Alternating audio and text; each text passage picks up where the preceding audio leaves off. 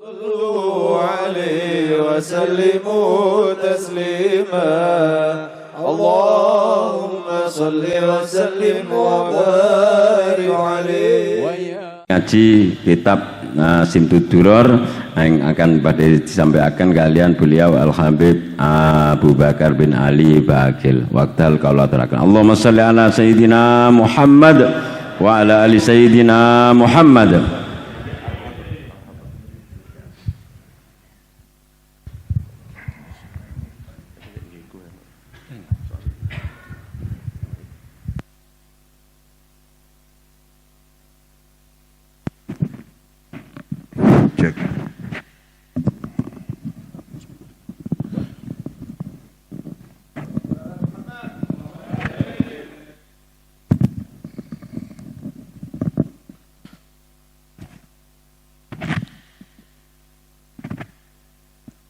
Bismillahirrahmanirrahim. Assalamualaikum warahmatullahi wabarakatuh.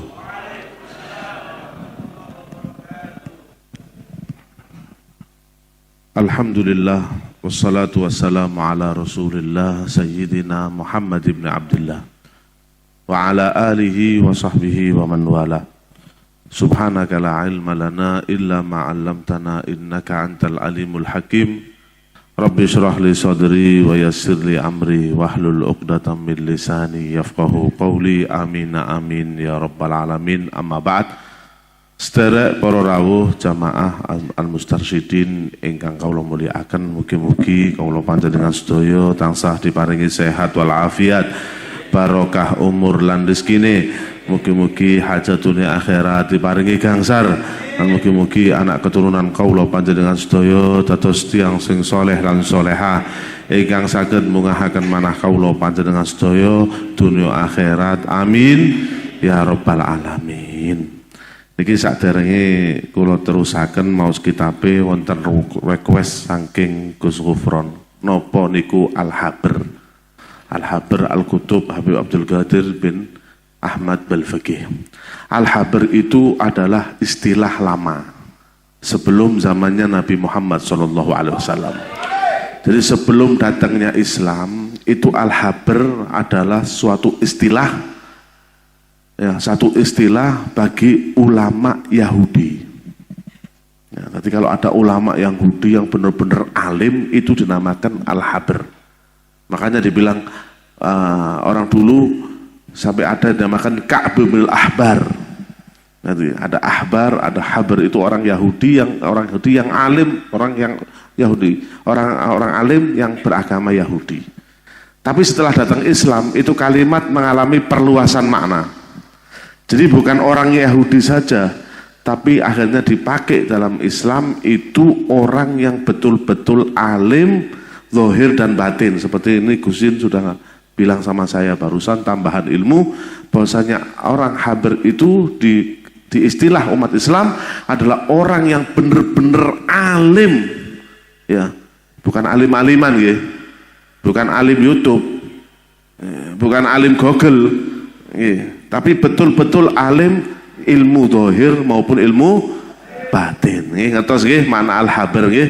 Nah, mugi-mugi mboten iso, mugi-mugi manfaat.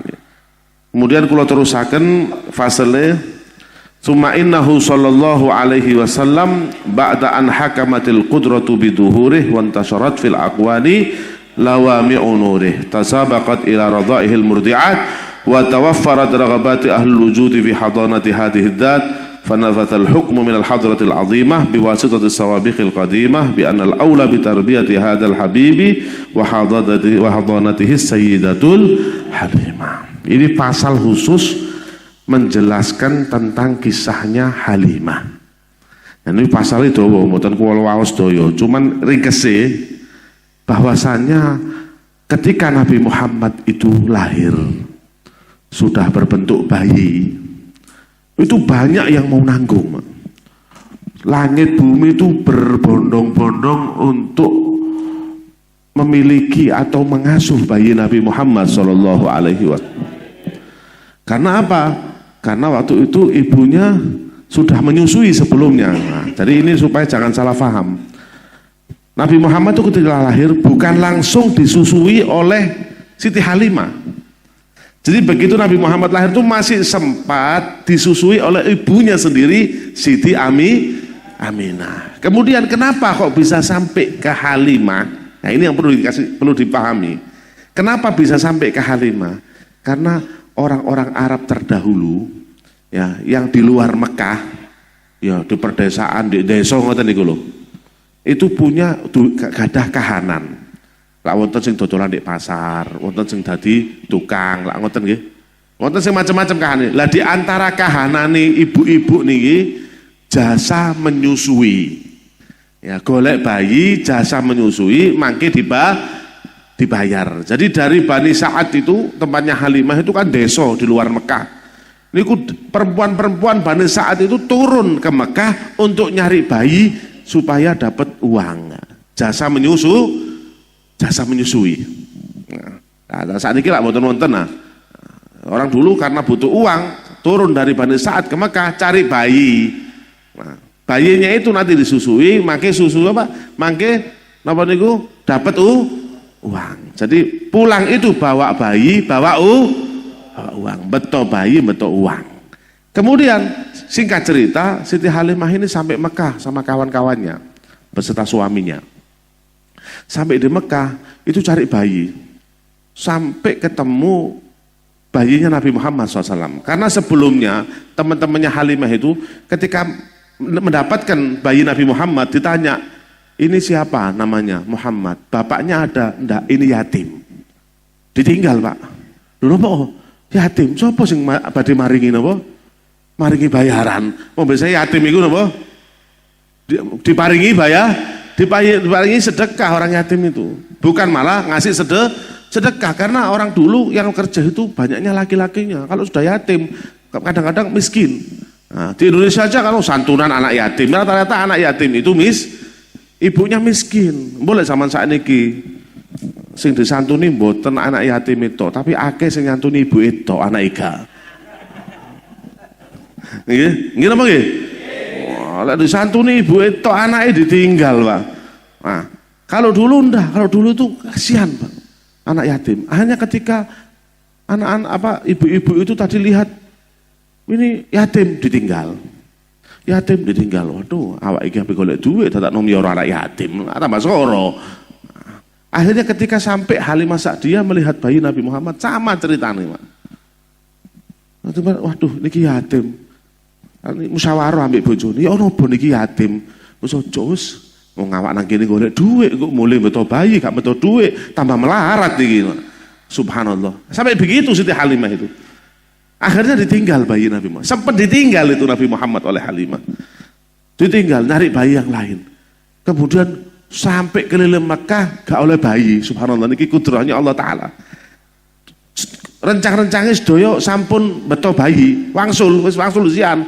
Siti Halimah sik muter di kota Mekah gak oleh bayi. Wis disian wisan.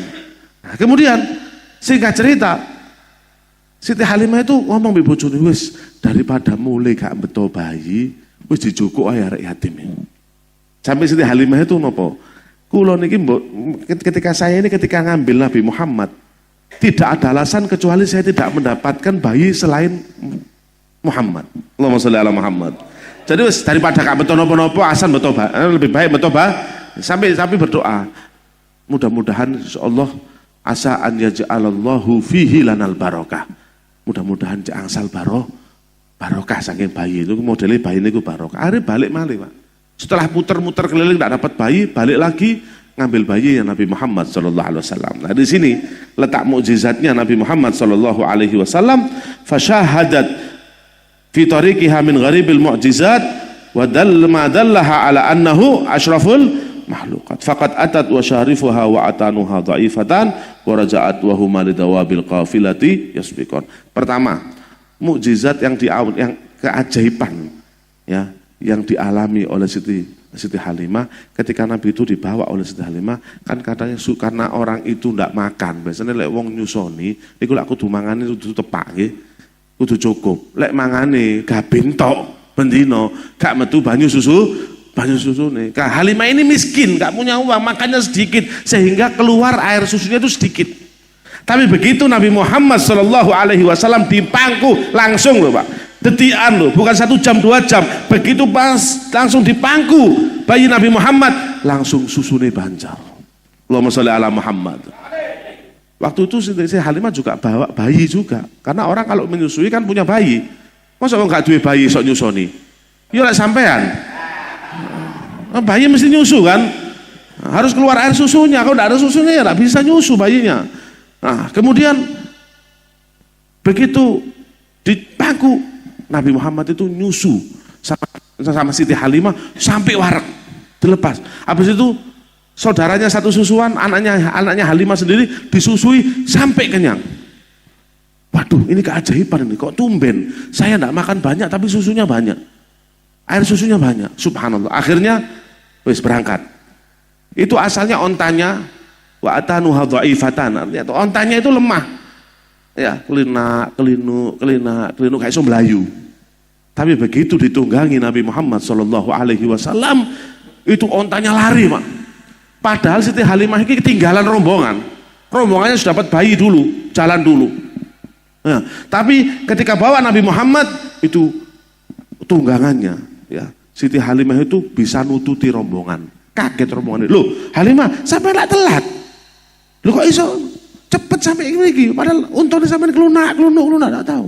Ini barokahnya bayi mulia Nabi Muhammad sallallahu alaihi wasallam. Kemudian sampailah di rumahnya dan subhanallah, kata Halimah, ya walaupun dalam perjalanan itu kata Halimah apa? Selama mulai perjalanan sampai di Bani Sa'ad itu selama berapa? Selama 2 tahun. Wa baqiya indaha fi hadadatiha wa zawjiha sanatain. Siti Halimah itu ketika memelihara bayi Nabi Muhammad, ya, memelihara bayi Nabi Muhammad itu tidak pernah kekurangan. Sampai waktu perjalanan, dari perjalanan itu, ya, itu ontanya yang dipakai yang lemes kelunak-kelunak tadi itu diperah susunya itu bancar sampai bisa minum. Di tengah perjalanan itu cuma minum susunya onta saja. Ya, warak terus. Nah, sampai di Bani Sa'ad juga gitu, tidak pernah kekurangan, tidak pernah miskin. Subhanallah. Berkat bayi mulia Nabi Muhammad SAW. Lagi sebagai penutup, kita kalau mendengar kisah harus dapat pelajaran yang bisa kita bawa ke rumah. Ojo ngurungono cerita tok. Oh, ceritanya Halimah ini. Tapi apa yang bisa kita ambil dari kisahnya Halimah ini? Apa yang bisa kita ambil? Yang kita ambil satu. Ojo akeh-akeh pelajaran. Siji.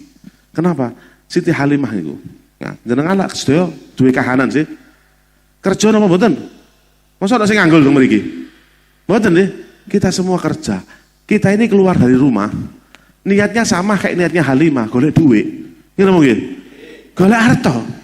Gak ono wong niat aku pe metu nang tuku golek barokah. Gak ono kecuali satu di masjid sini, Habib Ahmad. Allahumma sholli ala Muhammad. Nggih, nggih. Habib Ahmad ini Masya Allah, ini perlu ditiru ini. Ya, beliau itu keluar dari rumahnya untuk nyari apa? Barokah, makanya uripe barokah. Mbuh lek ono niati berkat mbuh gak turun. Nah, sama kita ini kalau keluar rumah mau kerja cari uang, mau cari apa? Mau cari popularitas, enggak, cari uang. Sama Halimah juga begitu. Siti Halimah ini keluar dari Bani Sa'ad mau cari uang, bahkan sempat nolak bayi Nabi Muhammad SAW, enggak ada uangnya. Tapi begitu menyatu dengan Nabi Muhammad SAW, berkah sedoyo, berkah. Lah kula panjenengan iki golek akehne dhuwit napa berkahi dhuwit? Enggak harus jawab ini. Berkah napa akeh? Pilih ndi? Titik berkah, akeh gak berkah. Nah, gak ono pilihan mesti iku wis. Nek muni-muni ngoten wis. Akeh berkah, alhamdulillah. Tapi lek jenengan titik berkah jadi akeh, Pak. Iya, alhamdulillah berkah, titik akeh dadi akeh. Iku berkah, subhanallah, berkah semuanya. Akan mendapatkan hal-hal yang ajaib jenengan. Wong lek tiang-tiang sing ngene iku lek nang tuku, dibuka tukune, wis alhamdulillah, ambil maca sholawat, ambil maca Quran. Sampai guru saya itu pernah ngomong, dulu di tempat saya belajar sana ada orang buka tuku kayak kula panjenengan saya, kayak Habib Ahmad, buka tuku wis. Nggih. di pasar Purwosari, tapi di sana ada pasar buka toko, itu dibuka sambil ngaji Pak, pokoknya hafal Quran, sambil ngaji. Nah, boleh Habib Ahmad mau coba, ya Robbi sholli ala Muhammad, pokoknya jenengan lek tinggal Habib Ahmad ngadeg di toko kak logo-logo berarti mahalul qiyam. Allahumma sholli ala Muhammad. Apa? Allahumma sholli ala Muhammad. Lah, apa namanya? Sambil baca Quran. Subhanallah, sampai di baca Quran itu ketiduran. Bangun itu kalau ada yang beli assalamualaikum batu tumbas, itu bangun itu bukan diem tapi langsung melanjutkan apa namanya? Meneruskan bacaan Al-Qur'annya yang sebelum tidur tadi. Allahumma sholli ala Muhammad sampai gitu. Sampai sekarang saya juga punya teman kalau sudah jaga warung baca Quran. Jadi ya apa kita ini caranya kalau kita kepingin urip berkah itu jangan sampai pisah sama Nabi Muhammad. Nah, seperti Halimah. Halimah walaupun pulang nggak dapat uang tapi membawa barokah. Teman-temannya bawa bayi, bawa uang tapi gak oleh barokah. Nah ini mudah-mudahan insyaallah uripe kula panjang saya barokah Kanjeng Nabi Muhammad dados barokah. Amin Allahumma amin. Niki mawon ingkang saged kula sampaikan wonten kekiranganipun ngapunten ingkang kathah. Wabillahi taufiq wal hidayah. Wassalamualaikum warahmatullahi wabarakatuh. Waalaikumsalam warahmatullahi wabarakatuh. Jazakumullah ahsanal jaza.